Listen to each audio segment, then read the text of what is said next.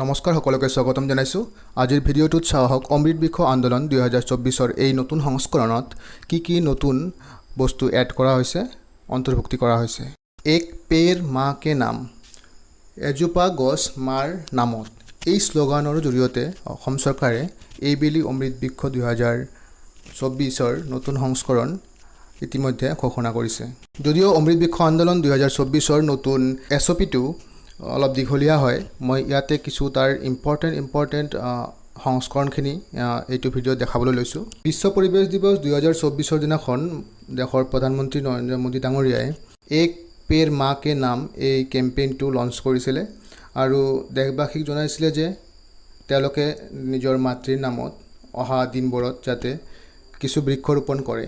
বহুতৰে মনলৈ আহিছে হয়তো যোৱা বছৰৰে 10,000 টকা এতিয়াও সোমোৱা নাই, আকৌ 2024 নতুনকৈ আকৌ গছপুলি ৰুব লগা হ'ল। কিন্তু কথাটো তেনেকুৱা নহয়। অমৃত বৃক্ষ আন্দোলনৰ যোনটো এইম আছিলে, ভিজন আছিলে, সেইটো আছিলে যে এই আন্দোলনৰ জৰিয়তে এক জন আন্দোলন গঢ়ি তোলা আৰু কমাৰ্চিয়েল ট্ৰি প্লেণ্টেশ্যনৰ জৰিয়তে, অৰ্থাৎ ব্যৱসায়িক যিবিলাক গছ আছে সেই গছৰ ৰোপণৰ জৰিয়তে সকলো নাগৰিককে ইনক্লুড কৰা। সেয়ে চৰকাৰে যিবিলাক আমাৰ কমাৰ্চিয়েল প্লেণ্ট আছে এইবিলাক বিনামূলীয়াকৈ ৰাইজক যোৱা বছৰত বিতৰণ কৰিছে, এই বেলিও বিতৰণ কৰিব। এতিয়া বহুতে ক'ব পাৰে যে ৰেজিষ্ট্ৰেশ্যনৰ কি দৰকাৰ আছে।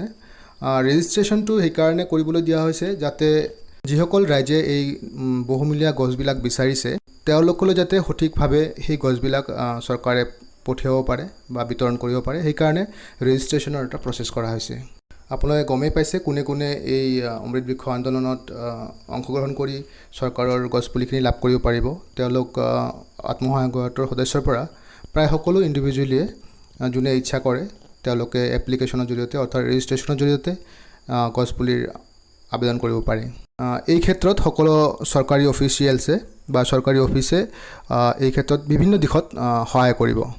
আপোনালোকে যোৱা বছৰৰ কথাখিনি গমেই পাইছে, ইমান দীঘলীয়া নকৰোঁ।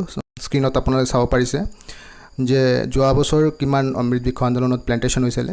তাৰে ভিতৰত SHG মেম্বাৰ্ছে অধিক অংশগ্ৰহণ কৰা দেখা গৈছে। এইবেলিও সেইটো সলনি নহয়। যোৱাবেলি 10টা ৱৰ্ল্ড ৰেকৰ্ড কৰিছিলে, Guinness books of world record কৰিছিলে। গোটেইখিনি পঢ়ি নিদিওঁ, ভিডিঅ'টো দীঘলীয়া হ'ব। এইখিনি আপুনি ভিডিঅ'টো প'ষ্ট কৰি চাই ল'ব পাৰিব। এতিয়া চাওঁ আহক এইবেলি কি চেঞ্জেছ আহিছে অমৃত বৃক্ষ আন্দোলনত। বিশেষ তেনেকুৱা চেঞ্জেছ নাই। চেঞ্জেছ আহিছে অকল প্লেণ্টেশ্যনত। যোৱা বছৰ 1 কোটি প্লেণ্টেশ্যন হৈছিলে, এইবাৰ প্লেণ্টেশ্যনটো অকণমান বেছি হ'ব, 3 কোটি হ'ব। অৰ্থাৎ এইবেলি 3 কোটি গছপুলি বিতৰণ কৰিব অসম গভৰ্ণমেণ্টে ফৰেষ্ট ডিপাৰ্টমেণ্টৰ জৰিয়তে। তো যোৱাবাৰ 2টাকৈ গছপুলি পাইছিলে, এইবাৰ নিশ্চয় বেছিকৈ গছপুলি পাব।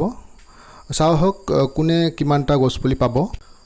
নগৰ অঞ্চলৰ ছেল্ফ হেল্প গ্ৰুপৰ সদস্যসকলে 2টাকৈ গছপুলি পাব আৰু গ্ৰাম্য অঞ্চলৰ ছেল্ফ হেল্প গ্ৰুপৰ সদস্যসকলে 6টাকৈ গছপুলি এইবাৰ পাব। ঠিক তেনেকৈ নগৰ অঞ্চলৰ আশাকৰ্মীসকলে 2টাকৈ আৰু গ্ৰাম্য অঞ্চলৰ আশাকৰ্মীসকলে 5টাকৈ গছপুলি এইবাৰ পাব। অংগনবাড়ী ৱৰ্কাৰসকলেও নগৰৰখিনি 2টাকৈ আৰু গাঁও অঞ্চলৰখিনি 5টাকৈ গছপুলি পাব।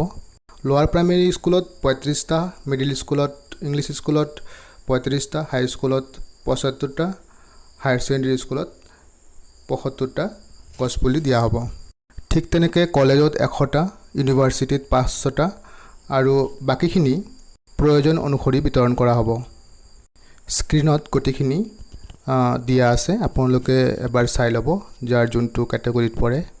ইয়াৰ উপৰিও কিছু ইম্পৰ্টেণ্ট ডেটছ দি দিয়া হৈছে, আপোনালোকে অলৰেডি গমেই পাইছে হয়তো।